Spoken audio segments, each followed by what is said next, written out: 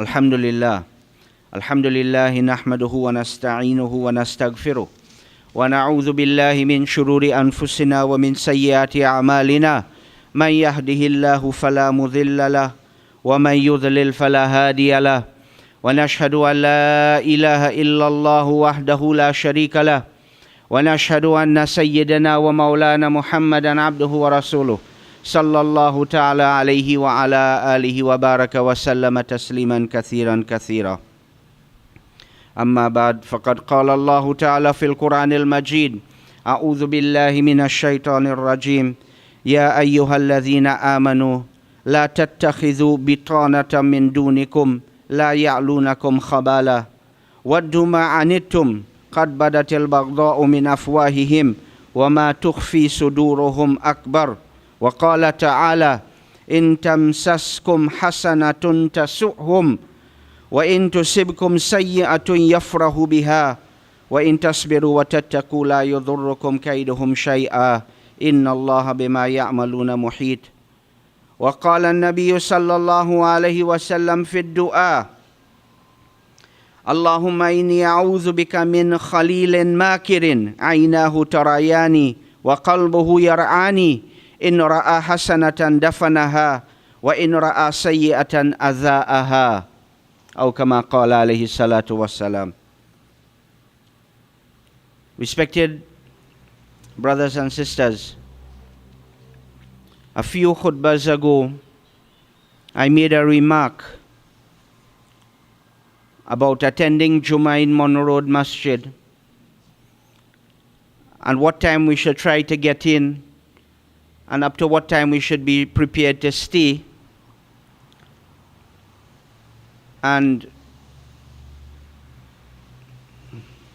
Maulan, my teacher, my friend, asked me that I should try and clarify it because there are a lot of people who come from different parts of the country or who might be working in the area or who might just be passing by and they might stop for khutbah, and we do not want to offend people. Our aim and our purpose at the Munroe Masjid is not to chase away people or to drive them away, but to bring them closer to Allah Azza wa Jal, to bring ourselves closer to Allah, because with the passing of every minute, we are getting closer and closer to the grave. Rabbi shrah li sadri wa yassir li amri wahlul uqdatan min lisani yafqahu qawli. My dear brothers and sisters, it is a difficult topic for me to deal with because I am the person who is being called into question. So I will try and give you what I can in the best way that I can give it.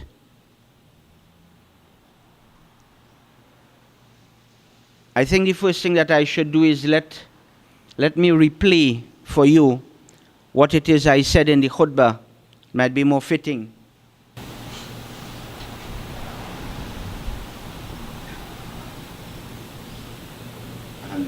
The duas to be recited when we are doing that simple amal of wudu that we would do 5 times a day, 10 times a day.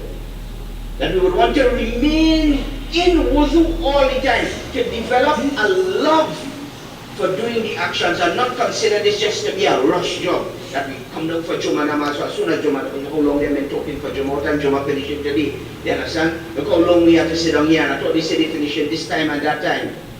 When you come to Munroe Masjid for Jumuah, my dear brothers and sisters, come prepared to stay until 1:30. Yes, we will try to finish everything a little earlier, but come prepared. Come prepared to spend 1 hour for Jumuah, from 12:30 to 1:30. Come prepared for that. So that as soon as the salah is finished, we don't have to get up and run out of the masjid. If you want a short khutbah, the Arabic only, and I can other places to do. I have closer masjid by, I get Arabic only, a short khutbah finishing 1 o'clock or whatever. Right? But when you come for Jumu'ah, develop that love that yes I do. And I don't want to reach 12:30, I want to reach at 12 o'clock. I want to get the blessing of the sacrificing a big animal for the sake of Allah. Make that effort to come out and sit. You might be able to do it all the time. But if we have the love inside of us that, yes, I would make some effort. Just like the fella here going by the shop right there and by here going by George next door by the bread, you know. So he take a back road and he make a whole big block and he come around to buy a bread. Why? Because he just passing and he watching. And if he go see or he go see.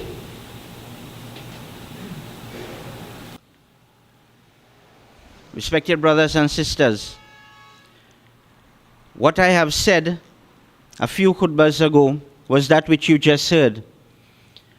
And it is the same thing that we hold to. That decision to move the timing of Jumu'ah Salah.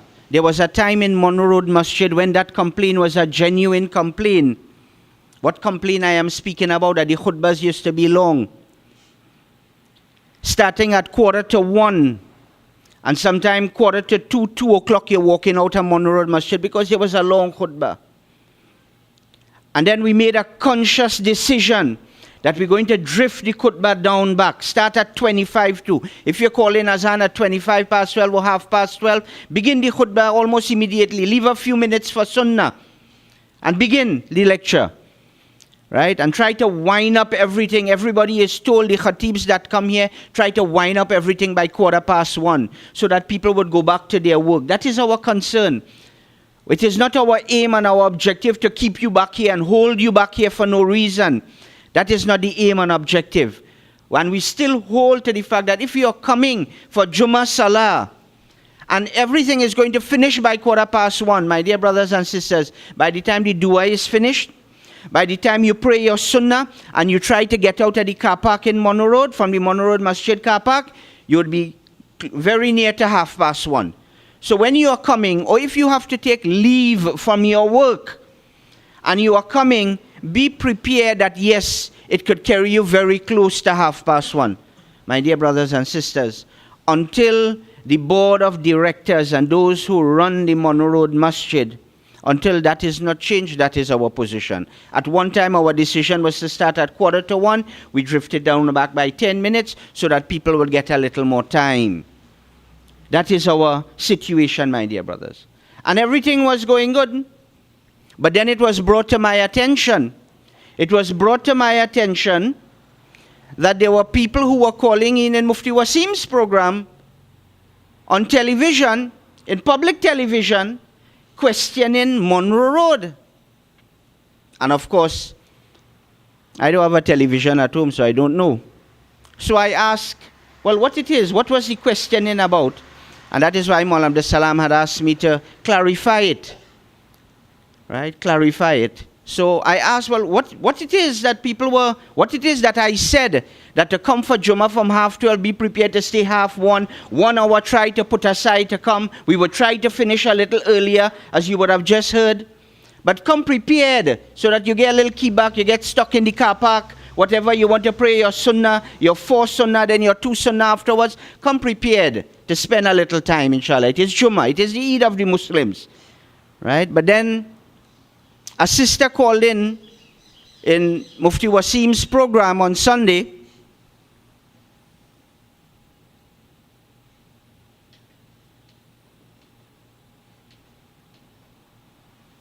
And this is what she had to say. Let's take this call away and continue this discussion. Hello? Hello? Hello? Yes, go ahead. Okay, assalamu alaikum. Walaikum salam. I would like to ask a question that may not be relevant to the topic that you are discussing at the moment, but nevertheless I'd like to ask.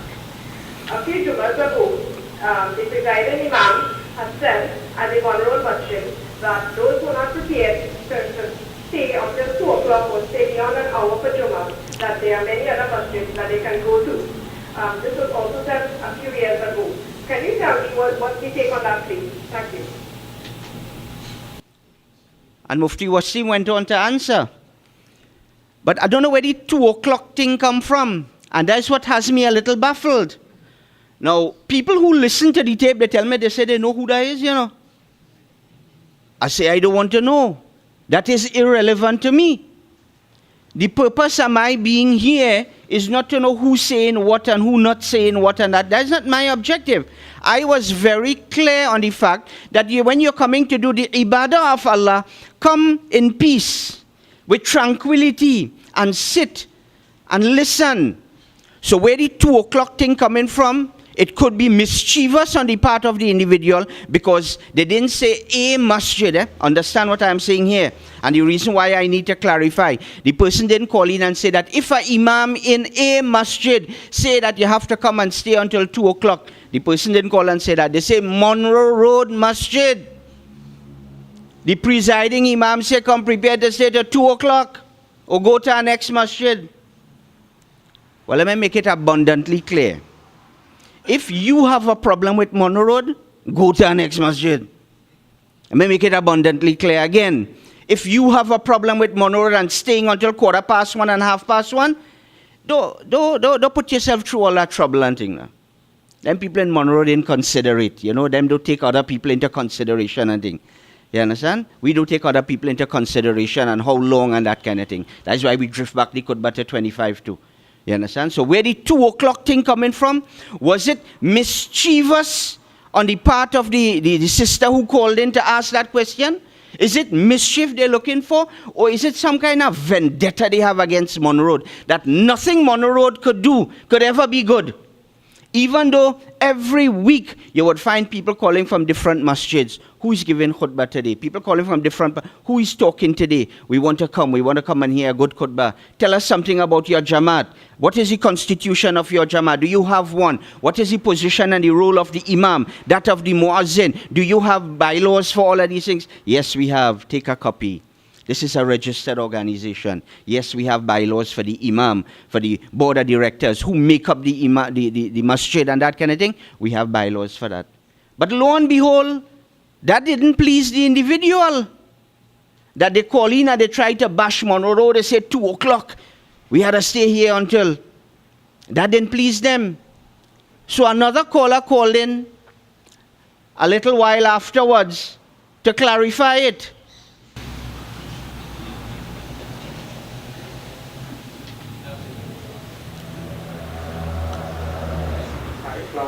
Welcome, sir. Gentlemen, I listened to the question concerning the Munroe Mosque and I heard your answer. You, the Grand Mufti of the area. Listening to your answer, I don't know if Islamic law is based on emotion. Secondly, you spoke about people who own and run the operations of the Munroe Mosque. But if a few businessmen own and run the operation of the Munroe Mosque and they are self-employed, then who did the investigation for the other part of the people, for instance, the old, or the sick, or the general working class of the area? Or the person who has to go and pick up his child in school in San Fernando or Spain? Was an investigation done about that, or just for the few people who is self-employed and who have all the time in the world after Jumuah, who is not going back to work and doesn't care about the rest of the congregation because they own and operate the masjid and they have money? So I want to know if Islamic law is based on emotion. Could you kindly give me some quick thoughts on that? And Mufti Wasim did give a fitted answer because he is put on the spot. He don't know what the person is talking about. So he gave an answer to the best of his ability. Some people tell me, you see, that person who called in, is his wife calling earlier. And I say, me, I want to know that, brother. That is not my business. That is wife or sister who call in. I am concerned that the name Munroe Road is being called and lies are being associated with it. Where did they get this 2 o'clock thing from? Where is this group of businessmen who dictate what happens in Munroe Road Masjid? Mufti Wasim could answer that. Right? Mufti Wasim couldn't answer that, but he gave an answer to the best of his ability. And he told the questioner that if you want clarification as to how the masjid operates, then you should get in contact with the people who operate the masjid. But you know, I want to believe, you see the question move away. Understand the trend. The question move away from the length of the khutbah to who own and run the masjid. To who own and run the masjid. Who rich and who have money and who don't have money. And who don't have to go back to work. The trend of the questioning change. Right? And then after that, it becomes more vindictive. It becomes more vindictive afterwards. My dear brothers and sisters, our imam and our assistant imam, Imam Mazid, and the assistant imam. President, our vice president, was elected in the time of Bayaan. Right? For those who know who Bayaan is, from that time, they were elected. They were put in place from that time. And the masjid was not a registered organization. So when the president and the vice president decided to register the organization, there were two alims present in Munroe, in the form of myself and Maulan Abdul Salam. So we were elected to the board. And Haji Faiz, and Brother Amjad, and Brother Rashid, and others who were there at that time, who were present and involved and active in the masjid, they were elected to the board. And they remain elected to the board. Who passed away, passed away. And then the board made a conscious decision that the running of the Munroe Masjid should be in the hands of the ulama. And we should get the younger ulama involved in Munroe Masjid. So the board made a conscious decision that Mufti Abdul Rahman, Mufti Majid, Maulana Salim, Maulana Masood, Maulana Saeed in the office, that these would be the people, so they were brought in the board. Munroe Masjid is not run by a group of businessmen who just dish out a set of money. The decisions as to what happens in the masjid is we try as much as possible to stay within, at all times, inshallah, within the confines of the Sharia. This is not a vishvash run by night operation that a few businessmen cough out some money so they want to run. But my dear brothers and sisters, understand something. The slightest thing that you could do that is good, it hurts them. They see success, they see you have a, boy, look at people coming for it. Maybe me or day, boy. I going somewhere else. You understand? Because that is good for them. They get hurt by it, they get offended by it. And once a little something happened to you, a little something, a little hurt, a little trial comes to you, you see them laughing and smiling. Yeah, boy, yeah. They had it coming for them all the time. They had it coming for them all the time. You know who is saying that? I am not saying that. I am not saying that. Allah Azza wa Jal in Surah Ali Imran is saying that. And that is the ayat of Quran that I read for you earlier on. Ya ayyuhalladhina amanu, O you who believe, la tattakhidhu bitanata min dunikum. Do not take as your intimate ones, your close ones, your confident people from outside of you. People from outside of you? Who are the people from outside of you? Sometimes the people from outside of you might be the closest one to you. Right? Prophet Nuh alayhi salam, Prophet Lut alayhi salam, their wives was against them. Nuh alayhi salam, his son, didn't want to go on the ark with him. So when you consider to be close and that kind of thing, be very careful. Take this as a lesson, not only for masjid, but take it as a lesson for your own family. Who you confide in, who you consider to be close. In your business, take it as a lesson. Who do you want to move up in authority? Who do you want to be there in positions of authority? Listen to what Allah Azza wa Jal is telling you. Do not take people from outside of you to be the confidant, to be those who you would draw near. And he goes on to say, La ya'lunakum khabala. They would spare no effort to do you mischief. They would spare no effort to do you mischief. They want to see you in trouble. Waddu ma'anittum. But Allah Azza wa Jal tells us, Qad badatil baghda'u min afwahihim. Malice has come out of their mouth. What has emanated from their mouth? Malice. You hear it coming out of their mouth. وَمَا تُخْفِي صُدُورُهُمْ أَكْبَرُ. And what their hearts conceal is even worse. What their hearts conceal is even worse. Allah Azza wa Jal goes down in a couple ayats underwards to tell us, In tamsaskum hasanatum tasuhum. If something good happens to you, it annoys them. They see something good happening to you, but they vex. They're angry because why things working out for you? وَإِن تُصِبْكُمْ سَيِّئَةٌ يَفْرَحُ بِهَا. And if something evil befalls you, you are tried or you are tested, they are delighted with it. They become happy. They say, you see? Same thing I'm telling you all the time. Same thing I tell you. They had it coming for them. They become delighted when they see something wrong going with you. Right? That who is telling us that? Who is telling us that? Allah Azza wa Jal, the creator of the world. Check it out. Surah Ali Imran, verses 118, 119, and 120. Read it. This is not Shiraz saying that. Right? And the Rasul sallallahu alayhi wasallam made dua. The Rasul sallallahu alayhi wasallam made dua and he said, Allahumma inni a'udhu bika min khalilin makirin.